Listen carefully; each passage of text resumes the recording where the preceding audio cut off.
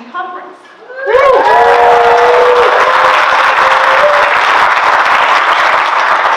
I always say this is like my favorite day of the year. Truly, it's like Christmas having you all here with me.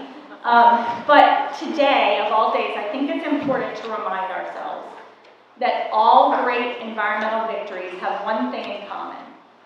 Every great environmental victory throughout all of history wasn't won by a single person, a single organization, or a single community, but it was the result of people coming together with a shared vision, pooling their strengths, and refusing to give up, and the restoration of Anne Arundel County watersheds is no different.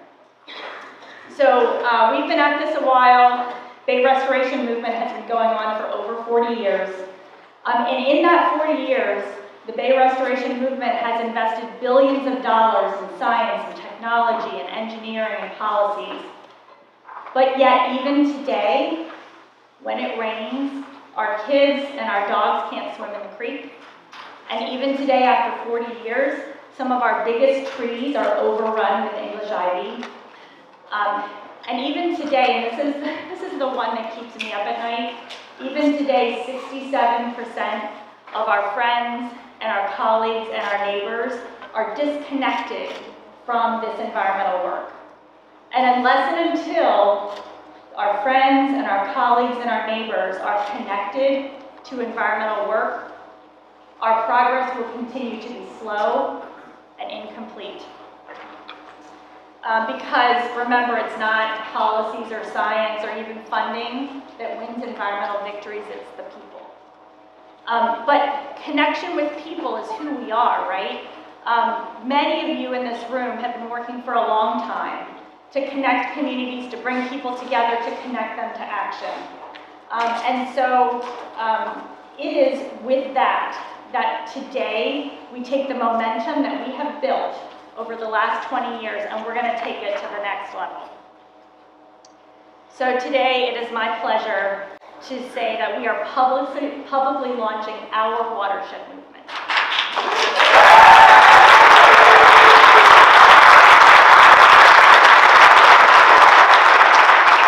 So this is not the Bay movement. It is not the environmental movement. The Watershed movement is different because it focuses on the people, strategically and purposefully connecting every community across Anne Arundel County with each other, with their watershed, and with a shared vision of what is possible. And I'm standing here today I'm not asking you to join the movement, because whether you know it or not, you're already part of it. What I'm asking you to do is to lead the movement. And so as I thought about how I was going to ask people to do that, I keep coming back to something that Bob Royer said to me. Where's Bob? I can't see in the crowd. There he is.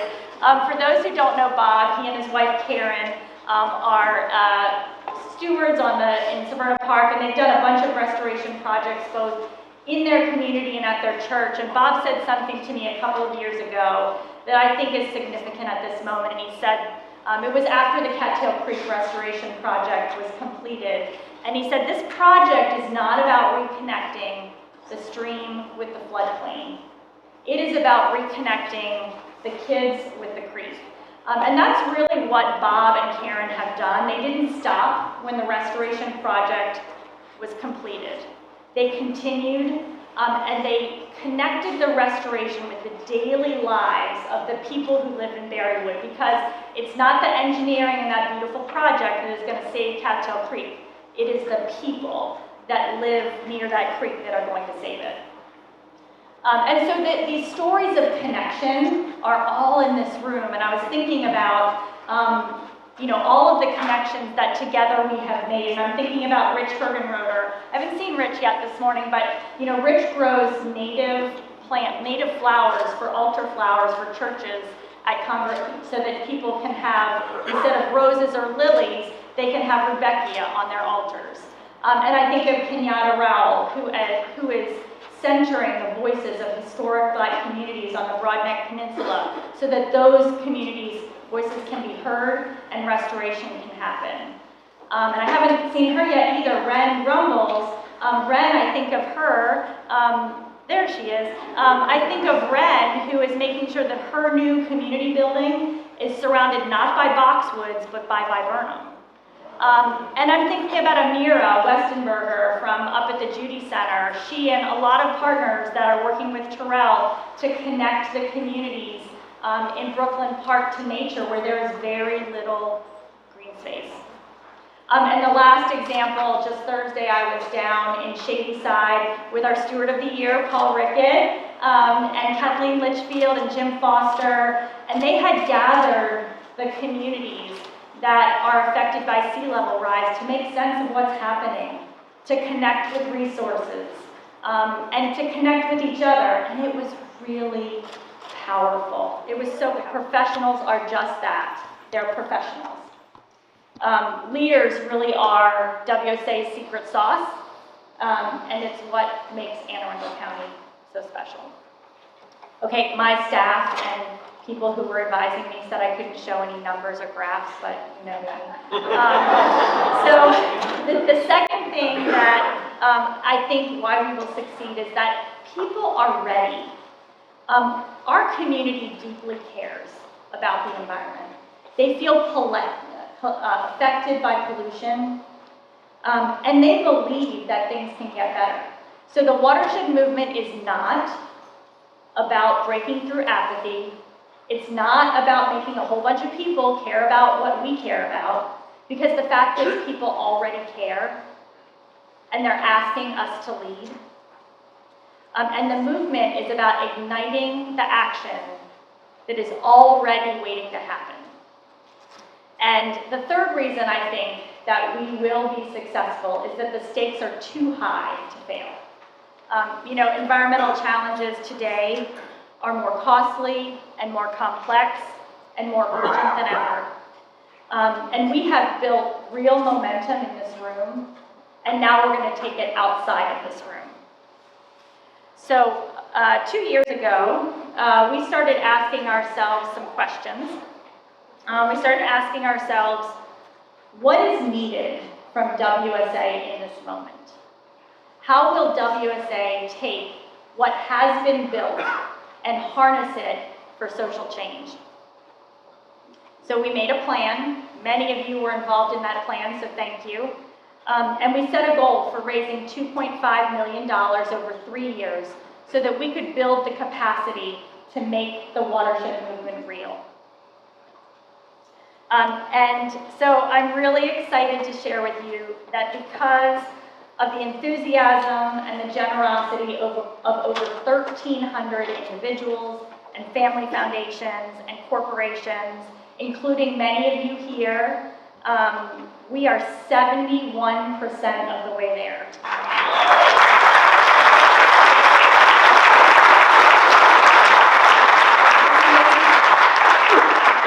Yeah, so thank you truly to all of you who purchased a ticket, planted a tree, who gave a donation from $3 to $300,000. We have a good solid start, and in the next 10 months, we will need to raise about $730,000. And so to kick off this campaign today, one of our really generous donors has committed to a spring gift match. So today only, any donation will be matched 2 to 1 up to $10,000 to help us kick this off.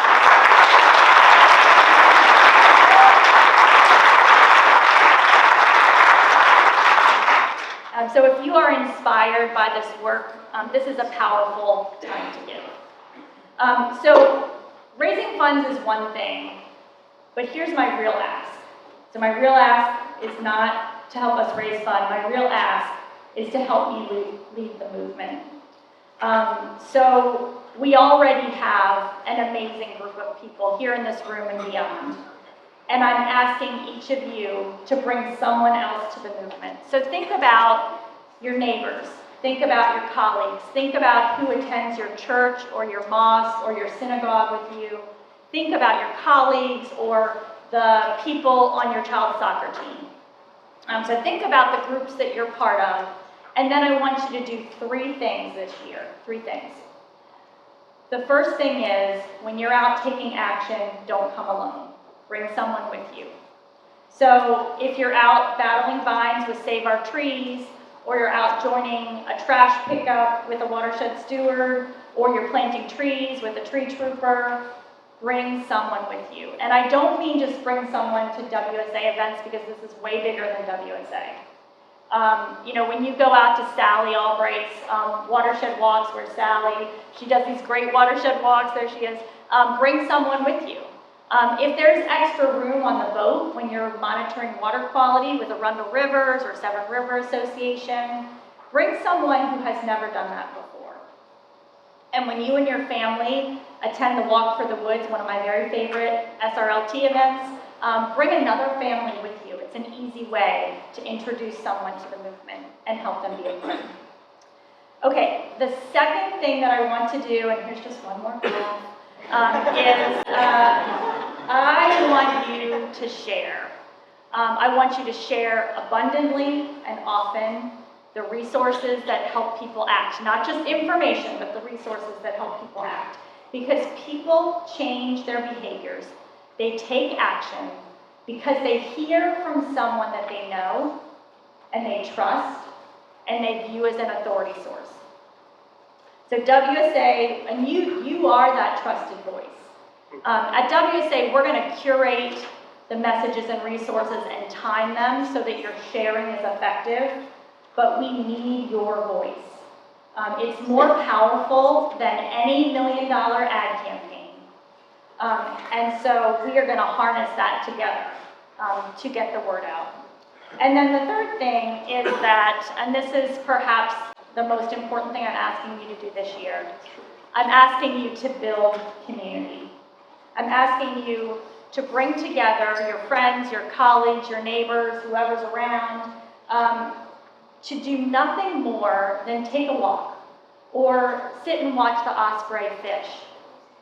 Do nothing more than just marvel and observe and celebrate, because when we see ourselves as a community striving towards something, rather than lamenting what is lost, we become unstoppable. So on your chairs, you'll find a little QR code that you can scan, and it will ask you how you will be involved in the watershed movement this year. So I'm hoping you will scan that code, let us know how you want to be involved, and then we will follow up with strategies and support tailored for you. So, Matt Gallagher, where's Matt? Matt's the new Ginger Ellis and Janice Marcusic in one. He's the planning administrator at Bureau of Watershed Protection and Restoration. He's also on our board. And he said, what's it going to look like? What will we see if this whole watershed thing works? And those questions stopped me in my tracks. And I love them because the answers are things that we can all imagine. So here's what I see if we're successful. I see we walk through our communities, and there's not English ivy, and native plants are the norm and not a novelty. We look at our streams, and they're clearer because the people who live nearby know how to protect them, and they do it. I see communities from every corner of Anne Arundel County gathering in green spaces that are safe, that are beautiful, and where they feel that they belong. And I see residents showing up to public meetings, informed, engaged, and partnering with government to make good policies. And that 67% of people who today feel disconnected, they're in this room. Figuratively or literally, they are planting alongside of us, learning alongside of us, walking in the woods alongside of us, and building this movement. So that's what success looks like. And every one of you in this room are going to make that happen. So we have the people, we have the momentum, and now through the watershed movement, we're going to bring a unique mix of natural and social science to focus and sustain our actions. So we've already proven that one project, one relationship, One person can transform a creek. And so now just imagine what happens if every person here says to someone in their lives, come with me, this matters, and we need you. Remember, people come because they are invited. So your networks are not just social connections, they are the living infrastructure of this movement. The forests you've planted, the projects you've built, the children you've inspired, all become more powerful the moment you invite someone else in. So Anne Arundel County is counting on us, and a thriving Chesapeake Bay is within our reach, and we will reach it together. Thank you.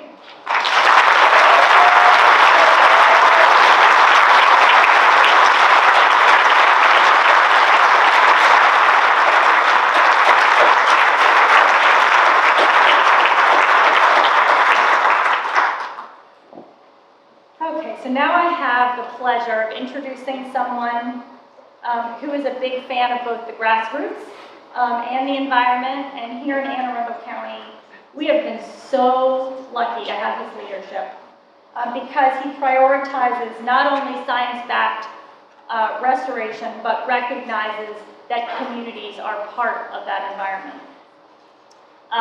And we've been grateful for his leadership for the last 7 years. That I think this is my last time to join the conference. So I hope that you will join me in giving a warm welcome to County Executive Stuart Pittman.